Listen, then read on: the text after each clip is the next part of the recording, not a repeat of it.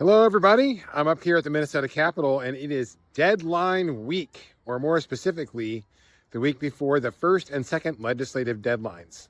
Now, that's some terminology you might hear, and I wanted to explain to you what it means. And that really means that any bill that hasn't passed through both the House and the Senate committee where it started by the end of this week is effectively dead for the legislative session.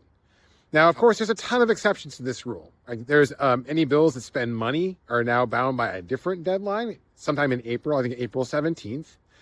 And also, those folks who made the rules can always change the rules. And so bills that don't make the deadline can also be given a second life if the Rules Committee decides to do it. And the Rules Committee really is a creature of the leadership of both the House DFL and House GOP in the House, and the Senate DFL in the Senate.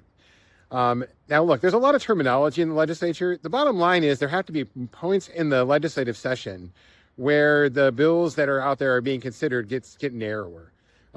Today, I believe we introduced our 9,500th bill.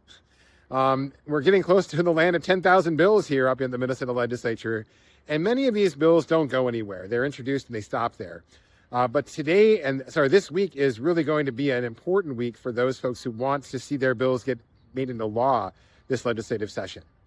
I'm up here every day trying to make progressive change. I'm running for Minnesota House 39A, representing Fridley, Columbia Heights, Hilltop, and Spring Lake Park. And I'm always happy to explain the legislative process to folks who might hear the buzzwords or the terminology, not know exactly what it means. But the bottom line is this is a very, very busy week up here. And a lot of things will either get done or die for the session this week. Thanks so much for listening. Have a great day and happy deadline week.